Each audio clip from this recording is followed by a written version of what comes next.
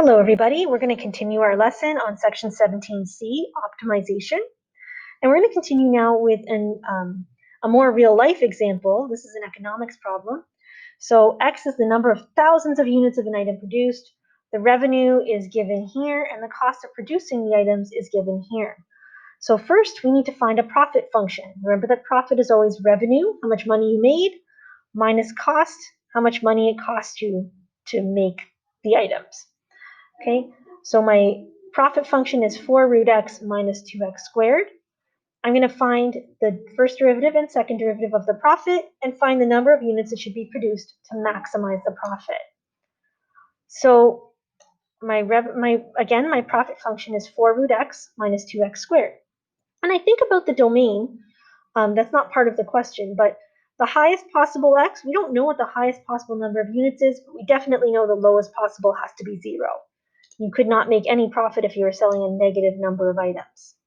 When I take the derivative, I get a derivative of 2 root x minus 4x. And if I take the derivative of my derivative, I get a second derivative of negative 1 over the root of x cubed minus 4. Now, to find the maximum profit, I'm going to set my profit equation, my profit derivative, equal to 0.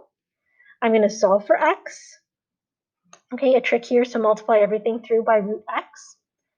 And when I get a situation like this, notice that I'm raising both exponents, both sides to the exponent 2/3. That's going to get my x by itself. And I get a value for x of 0.630.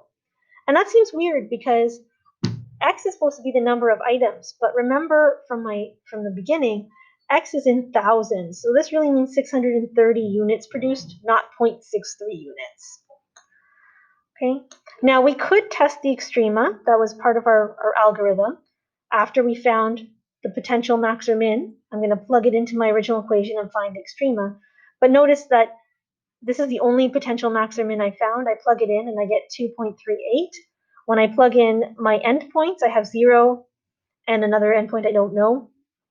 And the profit of making 0 items is 0. Okay. So the maximum profit will occur when 630 units are produced. Remember that you've got to interpret your answer. Don't just tell me this. Tell me what this means, because in this question, it's not that clear. And finally, another typical optimization question is a dimensions question. My computer's just being a little slow right now. Okay, so we often have questions about finding the dimensions of a box or a can. In this case, it's a box with a square base and a surface area of 192 square centimeters, and we want to maximize the volume of this. We're a company that makes boxes, and we want to find the box that uses the least amount of material to hold the most stuff. My first step is to come up with my notation and draw a diagram.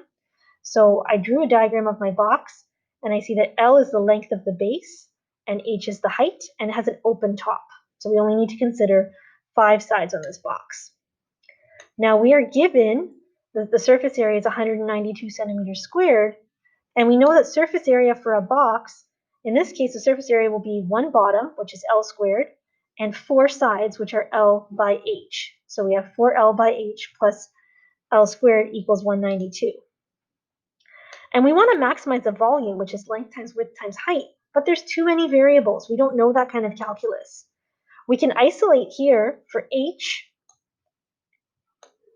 And we find that H is 192 minus L squared over 4L.